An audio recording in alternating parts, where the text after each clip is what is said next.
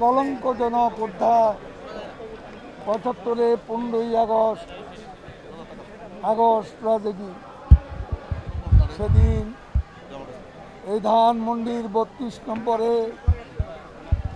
পৃথিবীর ইতিহাসের, মানব সভ্যতার ইতিহাসের সবচেয়ে মর্মান্তিক, সবচেয়ে নৃশংসতম হত্যাকাণ্ড সংঘটিত হয়। এই হত্যাকাণ্ডে এই ৩২ নম্বরের ঐতিহাসিক বাড়ির সিঁড়িতে বঙ্গবন্ধু বুলেটে ঝাঁঝরা বিশাল বক্ষ লুটিয়ে পড়ল। বঙ্গমাতা ফজিলাতুন্নেসা মুজিব,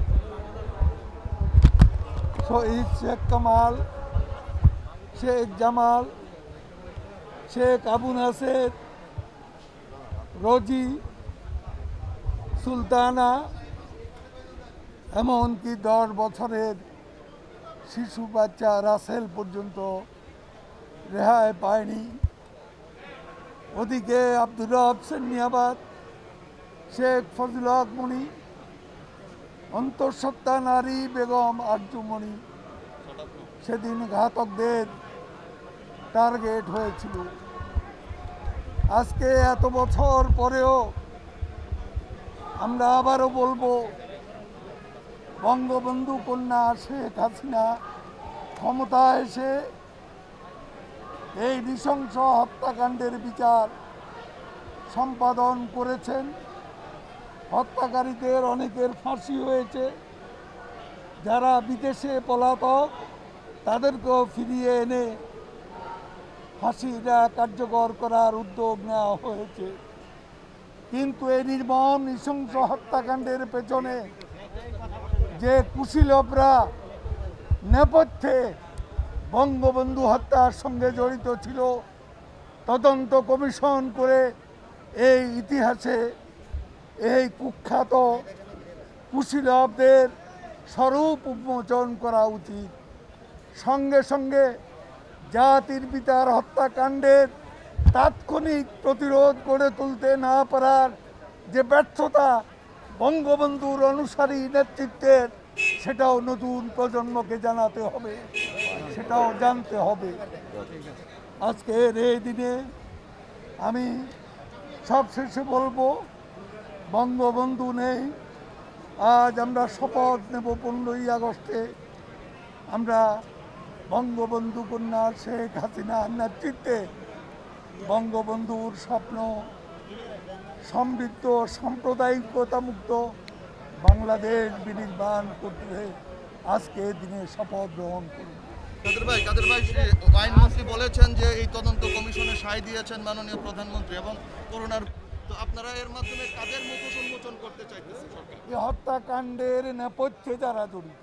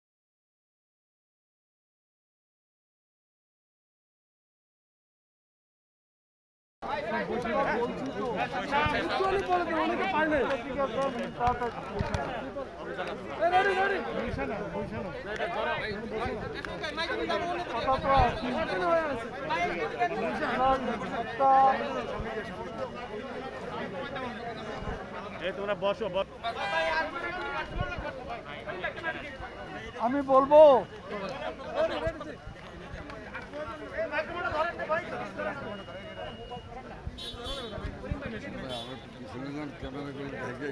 আমাদের ইতিহাসের ষড়যন্ত্র ও বিশ্বাসঘাতকতা সবচেয়ে কলঙ্কজনক অধ্যায় ৭৫-এর আগস্ট ট্র্যাজেডি। মানব সভ্যতার ইতিহাসের সবচেয়ে নৃশংস নির্মম হত্যাকাণ্ড সংঘটিত হয়েছিল এই দিন সূর্য ওঠার আগে কাল রাতে বঙ্গবন্ধু শেখ মুজিবুর রহমানের ধানমন্ডিস্থ বাসভবনে বঙ্গবন্ধু সহ সপরিবারে নিহত শহীদদের স্মৃতি শ্রদ্ধাভরে স্মরণ করছি। বিশেষ করে বঙ্গবন্ধুর সারা জীবনের যিনি শুধু সহধর্মী নয় সহযোদ্ধা ছিলেন, সে বেগম ফজিলাতুন্নেসা মুজিব বঙ্গমাতাকেও আজকে শ্রদ্ধার সঙ্গে স্মরণ করছি।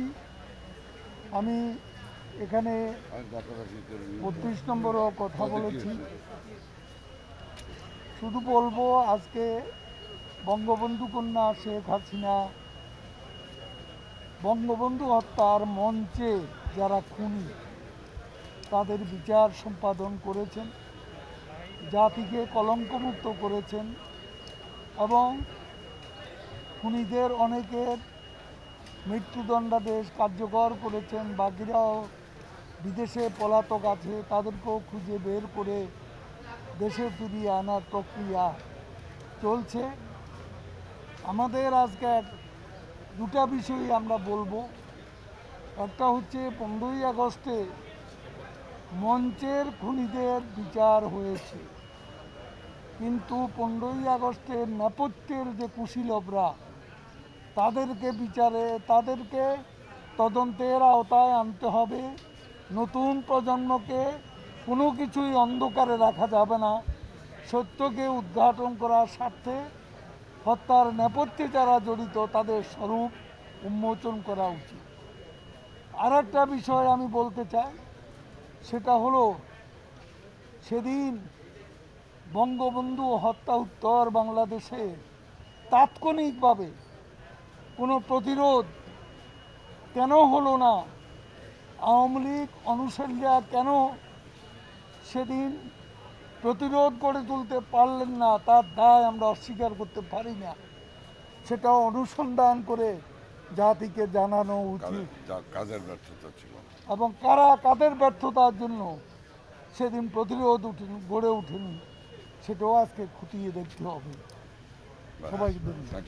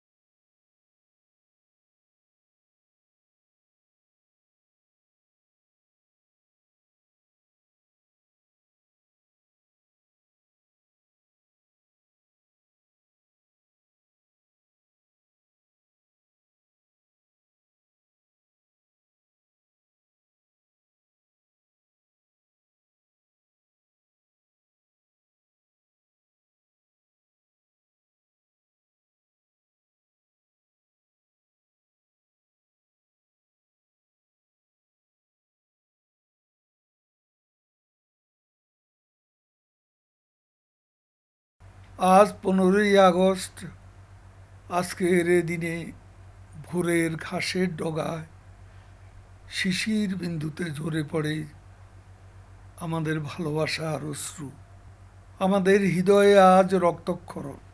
সে কাল রাতে মানবতার শত্রু, প্রতিক্রিয়াশীল ঘাতক চক্র আমাদের ইতিহাসের মহানায়ক মহাবীর বঙ্গবন্ধু মুজিবকে সপরিবারে হত্যার মাধ্যমে একটি জাতিসত্তাকে, একটি সার্বভৌম রাষ্ট্রের চেতনা অহংকারকে হত্যা করতে চেয়েছিল।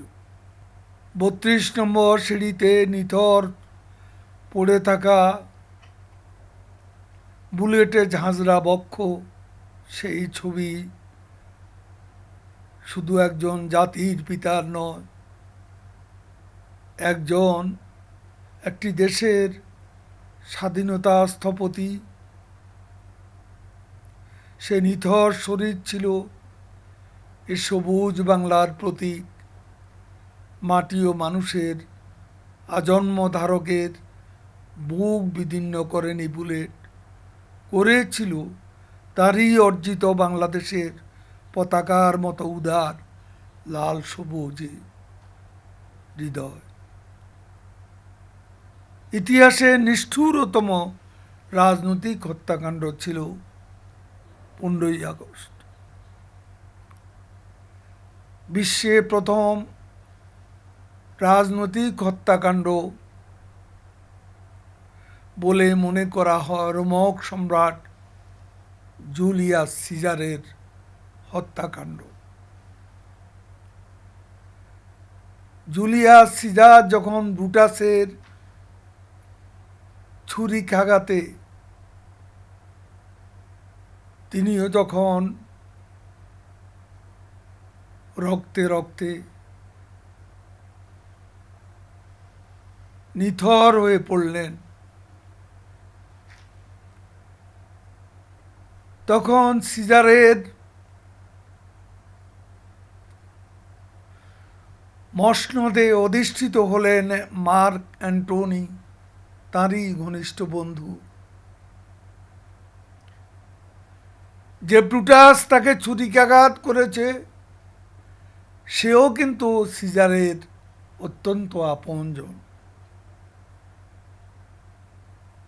আপনজনই ইতিহাসে বিশ্বাসঘাতকতায় রক্তচড়া সিজারের রক্তাক্ত লাশ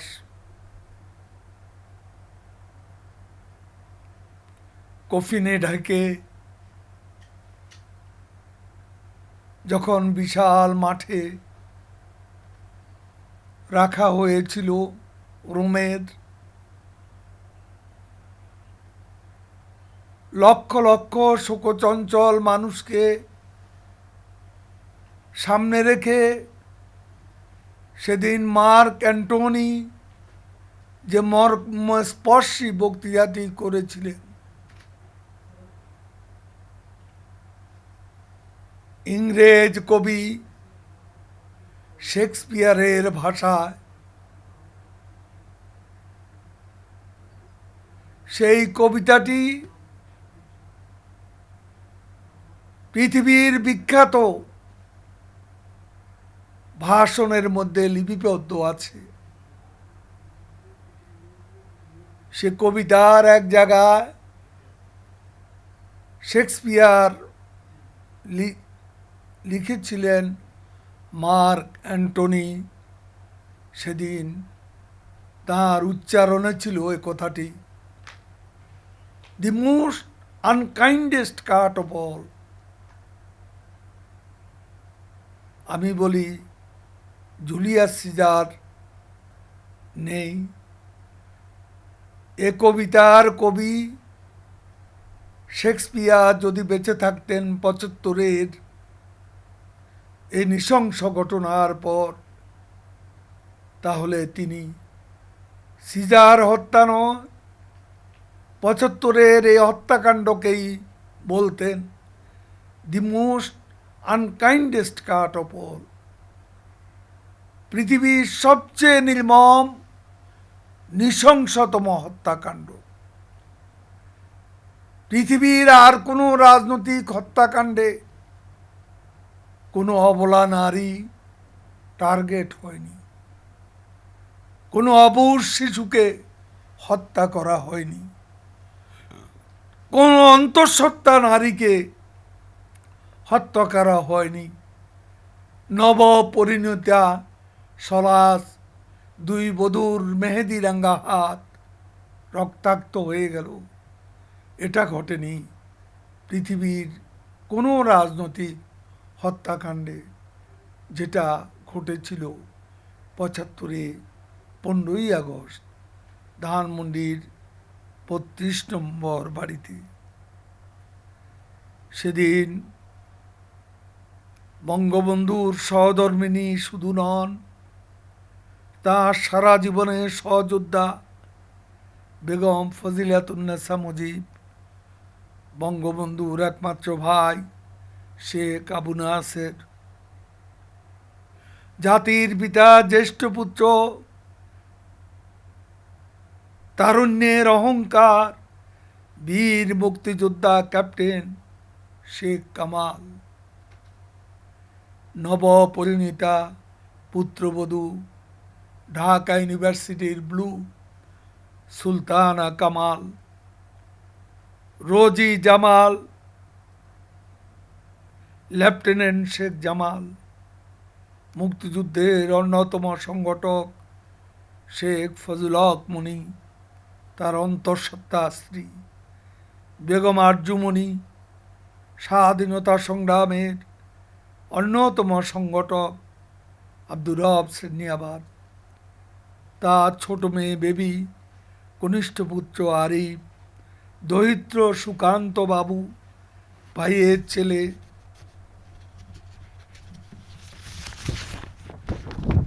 শহীদ সেরনিয়াবাদ, আব্দুল নঈম খান রিন্টু, বঙ্গবন্ধুর প্রধান নিরাপত্তা অফিসার কর্নেল জামিল, কর্তব্যরত অনেক কর্মকর্তা কর্মচারী নিহত হন। আমি শ্রদ্ধাবনত চিত্তে তাদের জানাচ্ছি হৃদয়ের আকুতি মাখা গভীর শ্রদ্ধাঞ্জলি।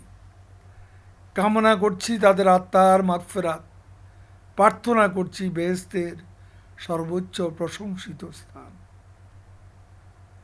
সেদিন বিদেশে ছিলেন বলে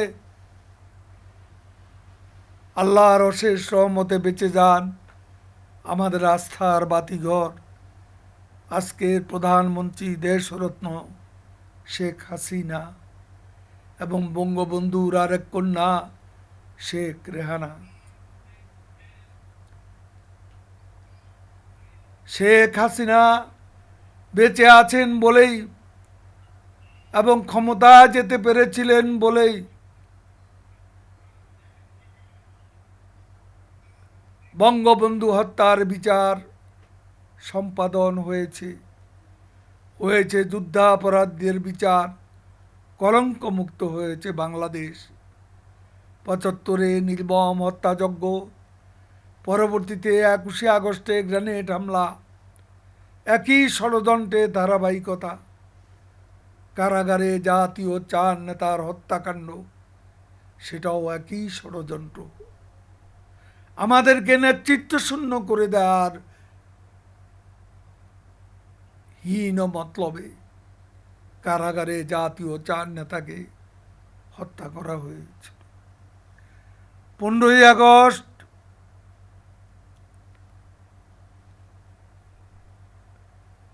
আগস্ট টার্গেট ছিলেন আমাদের ভৌগোলিক মুক্তি স্থপতি বঙ্গবন্ধু। টার্গেট ছিল বাংলাদেশ রাষ্ট্রের আত্মা।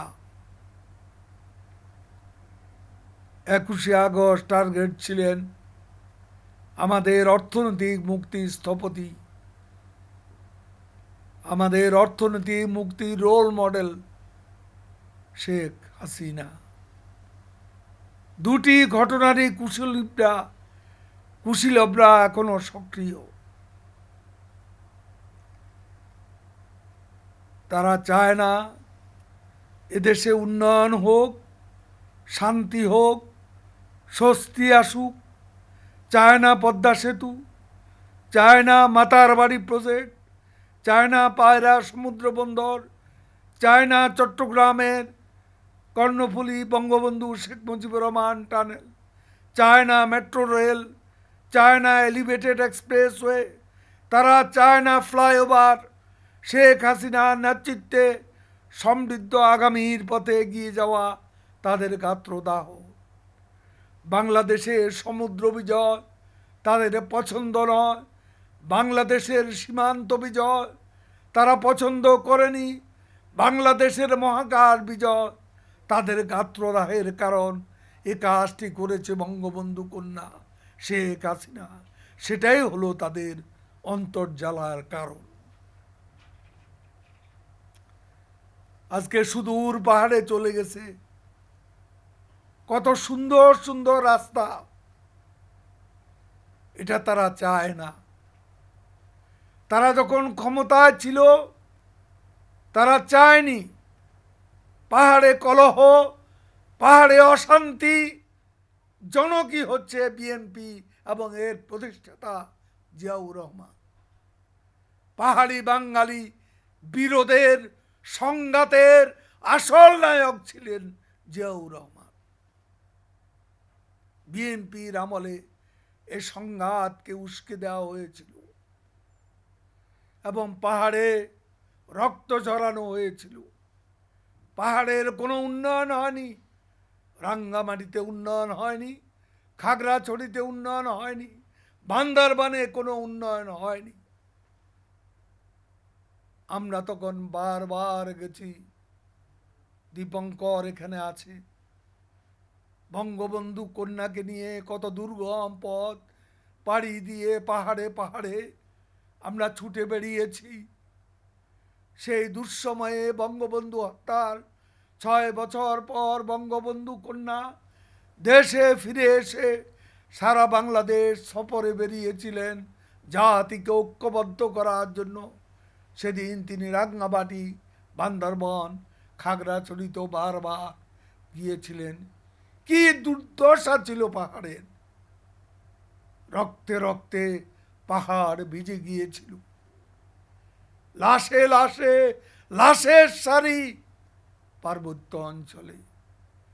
আজকে যারা কথা বলেন শান্তি চুক্তি নিয়ে, বিরূপ কথা বলেন, কটাক্ষ করেন, তারা কি অবস্থায় ছিলেন?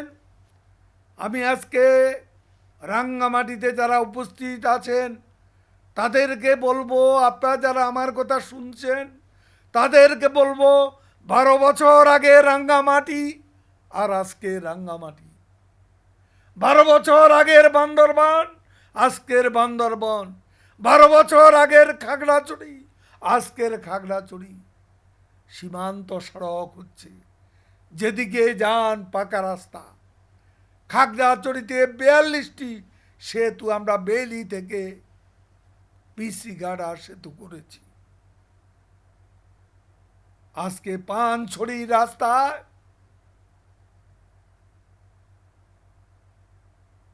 ধানের চারা রোপণ করা হতো, সে কি সুন্দর রাস্তা। এখন রাঙ্গামাটিতে বেলি ব্রিজগুলো এখনো সমস্যা আছে, তারপর অনেক রাস্তা হয়েছে দূর দূরান্তে, বান্দরবানে, রাঙ্গামাটিতে, রাঙ্গামাটির পাহাড়েও রাস্তা হয়েছে। আজকে সীমান্ত সড়ক হচ্ছে। পাহাড়ের এই উন্নয়ন 12 বছর আগে কোথায় ছিল? সে অন্ধকার পার্বত্য অঞ্চল আজকে আলোর পথের যাত্রী। শেখ হাসিনা ক্ষমতায় আছেন বলে পার্বত্য চট্টগ্রামবাসী সুখে আছে। কোথাও ছিল না শহরের বাইরে বিদ্যুৎ, সে বিদ্যুৎ সুবিধাও আজকে পাচ্ছেন। যেখানে বিদ্যুৎ নেই সেখানে সোলার দেওয়া হচ্ছে। আলোকিত পার্বত্য চট্টগ্রাম, সে অন্ধকারের পার্বত্য চট্টগ্রাম এখন আর নেই। শান্তি চুক্তির ফলে যেসব উন্নয়ন হয়েছে, বিস্ময়কর উন্নয়ন, আপনারা যারা ওখানে আছেন বিস্তারিত আপনারা জানেন। কি ছিল 12 বছর আগে এই রাঙ্গামাটিতে? আজকে যারা সমালোচনা করেন শান্তি চুক্তি যাদের সাথে আমরা করেছি, তাদেরকেও বলবো, পার্বত্য চট্টগ্রাম আকাশে শান্তির পারাবত উড়িয়ে শেখ হাসিনা আপনাদের যে সুদিনের সূচনা করেছেন, সেটা দেশের ইতিহাসে, পার্বত্য চট্টগ্রামের ইতিহাসের এক নজিরবিহীন ঘটনা। দু একটি বিষয় বাকি আছে, যেমন ভূমি সমস্যা, সেটেলমেন্টের সমস্যা। এই সমস্যাগুলো সমাধানের প্রক্রিয়া প্রধানমন্ত্রীর নির্দেশে শুরু হয়েছে। আমি পার্বত্য চট্টগ্রামবাসীকে আশ্বস্ত করব, শান্তি চুক্তির প্রতিটি শর্ত, প্রতিটি প্রতিশ্রুতি শেখ হাসিনা সরকার অক্ষরে অক্ষরে পালন করবে। আমি আপনাদেরকে প্রতিশ্রুতি দিয়ে যাচ্ছি, এটা কেবলই সময়ের ব্যাপার। আজকে আপনারা জানেন, বৈশ্বিক মহামারী করোনা সংকটে শেখ হাসিনা সরকার এবং আওয়ামী লীগের নেতাকর্মীরা, আপনারা পাহাড়েও আমি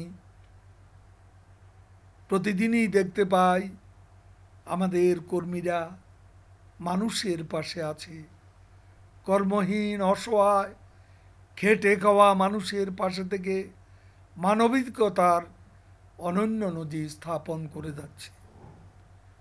আবারও প্রমাণ করছে বিপন্ন অসহায় মানুষের পাশে দাঁড়ানো বাংলাদেশ আওয়ামী লীগের 7 দশকের চর্চা। এ করোনা সংকটের শুরু থেকেই নানা সীমাবদ্ধতা নিয়ে সংকট মোকাবিলা করে যাচ্ছে সরকার। শুরুতে বিশ্বের উন্নত দেশগুলোও হিমশিম খেয়েছে, বাংলাদেশ ব্যতিক্রম নয়।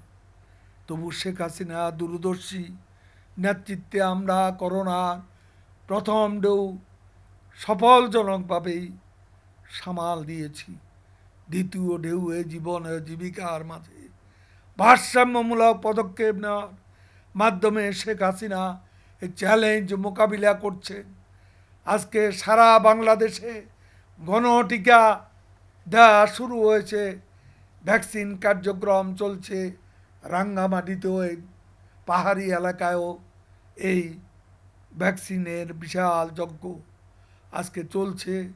সকাল থেকে সন্ধ্যা পর্যন্ত লাইন দিয়ে মানুষের যে উৎসাহ, যে আবেগ ভ্যাকসিন নেওয়ার জন্য আজকে উঠবে, মানুষের এই আগ্রহে ভাটা সৃষ্টি করার জন্য বিএনপি নামক একটি দল আজকে ভ্যাকসিনের বিরুদ্ধে অপপ্রচার করছে। আমি বলছি, আওয়ামী লীগের সাধারণ সম্পাদক হিসাবে ভ্যাকসিন নিয়ে আমরা জনগণের সাথে খেলা খেলিনি। আপনারা এই ভ্যাকসিন নিয়ে বিভ্রান্তি সৃষ্টি করছেন। আমি বিএনপিকে বলতে চাই, ভ্যাকসিন আসছে, আরও আসবে। এদেশে যত ভ্যাকসিন প্রয়োজন তত ভ্যাকসিনের ব্যবস্থা প্রধানমন্ত্রী করে রেখেছেন। কাজে ভ্যাকসিন নিয়ে কোনো সংকট হবে, আমি এই 15ই আগস্টের বেদনা বিধুর দিনে বঙ্গবন্ধুর শাহাদাত বার্ষিকীতে দাঁড়িয়ে বলছি, ভ্যাকসিনের কোনো সংকট হবে না ইনশাল্লাহ। ভ্যাকসিন আগামী 6 মাসের মধ্যে কোটি কোটি ভ্যাকসিন আমাদের দেশে আসবে। প্রাথমিকভাবে আমরা 6-7 কোটি ভ্যাকসিন আসবে বলে আমরা বিভিন্ন দেশ থেকে নিশ্চয়তা পেয়েছি। কাজে এ নিয়ে কোনো উদ্বেগের কারণ নেই। গণটিকা কার্যক্রম স্বতঃস্ফূর্ত উপস্থিতি অত্যন্ত আশাব্যঞ্জক। মানুষ আজ কারো অপপ্রচারে বিশ্বাস করে না। অপপ্রচার চালায়, তারা আবার নিজেরাই আগে গিয়ে ভ্যাকসিন নেয়। এটাই হলো বিএনপির রাজনীতি। আসলে বিএনপির লক্ষ্য দেশটাকে অস্থিতিশীল করা। শেখ হাসিনা সরকার সংক্রমণ নিয়ন্ত্রণ, ভ্যাকসিন প্রদানে যে সমন্বয় তৈরি করছেন, তাতে বিএনপির গায়ে জ্বালা বাড়ে। এখন আবার বলছে মেগা প্রজেক্ট স্থগিত করে টিকা সংগ্রহ করতে হবে। এ বক্তব্যের মাধ্যমে বিএনপির থলের বেড়াল বেরিয়ে পড়ে। আসলে তাদের উদ্দেশ্য ভ্যাকসিন নয়, তাদের উদ্দেশ্য দেশের উন্নয়ন বন্ধ করে দেয়া। তারা চায় স্থবিরতা। শেখ হাসিনা সরকার বাজেটে ভ্যাকসিনের জন্য পর্যাপ্ত বরাদ্দ রেখেছেন মেগা প্রজেক্ট থেকে টাকা নিয়ে কেন মেগা প্রজেক্টের বরাদ্দ কাটছাট করতে হবে এ উদ্ভট যুক্তি ফক্কুল সাহেব কেন দিচ্ছেন আমরা জানি। কোনো আর্থিক সংকট নেই, মেগা প্রজেক্ট বন্ধ করতে হবে কেন? তারা তো চায় না পদ্মা সেতু হোক, মেট্রো রেল হোক, বড় বড় রাস্তা হোক, ফ্লাইওভার হোক, সীমান্ত সড়ক হোক, পাহাড়ের দিকে দিকে রাস্তা, এটা তারা চায় না। চায় না বলেই আজকে মেগা প্রজেক্টের টাকা এনে ভ্যাকসিন সংগ্রহের টাকা আমাদের আছে, আমাদের আর্থিক কোনো সংকট নেই। শেখ হাসিনার সরকার উন্নয়ন তাদের অন্তরে জ্বালা বাড়িয়ে দিচ্ছে। এটাই তো বিএনপির অপরাজনীতি, বিএনপির জনবিরোধী উন্নয়ন বিরোধী চরিত্র এ বক্তব্যের মধ্য দিয়ে স্পষ্ট হয়েছে। এদেশে অতীতে তাদের রক্তাক্ত বিশ্বাসঘাতকতা, আগস্টের অন্তর্দহনে দগ্ধ বিএনপি আবোল তাবোল বকে। 15ই আগস্ট 21শে আগস্ট প্রমাণ করে তারা ঘাতকের দল, হত্যা ষড়যন্ত্রের উত্তরাধিকার বহন করে এই দল। পরাজিত প্রতিক্রিয়াশীল চক্রকে বলতে চাই, যারা মুজিবকে ইতিহাস থেকে মুছে দিতে চেয়েছিল তারাই আজ মুছে যাচ্ছে ইতিহাসের পাতা থেকে। তাদের ঠাঁই হচ্ছে ইতিহাসের রাস্তা করে। বঙ্গবন্ধুর নেতৃত্বে মহান মুক্তিযুদ্ধে লাখো শহীদের রক্তস্রোতে এদেশের প্রতি ইঞ্চি ভূমি হয়েছে পবিত্র। প্রতি ইঞ্চি উর্বর জমি এখন উন্নয়নের ফসলে ভরে তুলেছেন উন্নয়নের কাণ্ডারি শেখ হাসিনা। এখানে কোনো ষড়যন্ত্রকারীর ঠাঁই নেই। সকল ষড়যন্ত্র মারিয়ে জনগণের ভালোবাসা সমর্থন নিয়ে উন্নয়ন ও সমৃদ্ধির এ চলমান যাত্রা পার্বত্য চট্টগ্রাম বিশেষ করে রাঙ্গামাটিও হবে আমাদের সহযোগী। এগিয়ে যাব অদম্য গতিতে অর্জনের সোনালি সোপানে ইনশাল্লাহ।